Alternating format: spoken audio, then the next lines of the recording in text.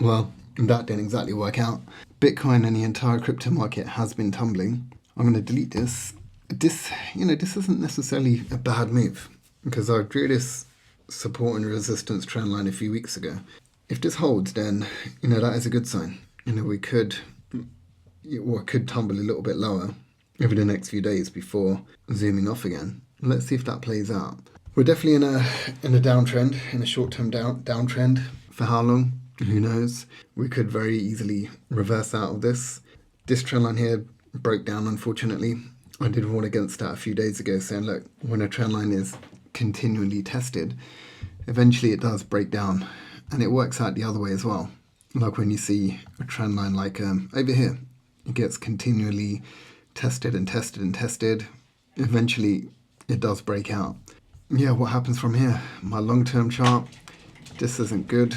We've definitely broken this long-term trend line. I'm going to leave it there still, and yeah, we've got to look at what other lines we can draw, other support lines. So I'm just gonna draw a few lines and see which one I like the best. I think something like that.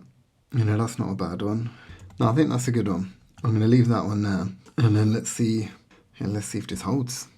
Actually, you know what I'm gonna do? I'm gonna copy and paste this one. Yeah, I'm gonna leave that there. And so my thinking is, although this doesn't look good, I don't want to say likely, it's very possible that we see around about the 97k mark. And again, that's not necessarily a bad thing. That's still, a bullish sign. I don't want to start drawing support levels over here because I'm not bearish. I mean, short term, yeah, we could continue to tumble. But from a long term perspective, when you look at the macro, everything still looks good. Like when you look at the macro charts, I think I did go through them on a separate video. Now this is a high yield index option adjusted spread. It's only really when this starts to climb up, that's when, we should be kind of panicking.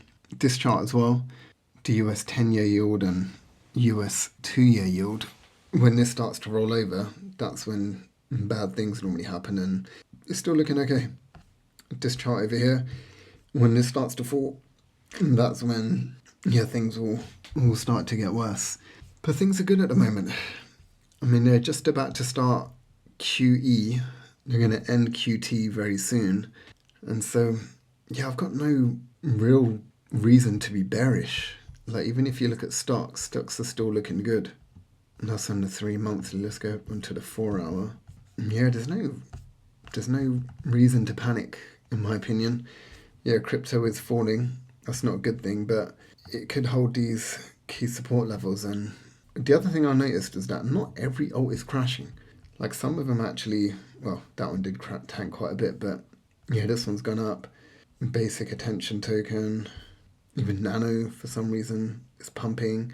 Tau is still holding relatively strong. We're down into the support area again, so we'll see what happens there. Virtuals isn't doing too bad as well. This could still continue to go up.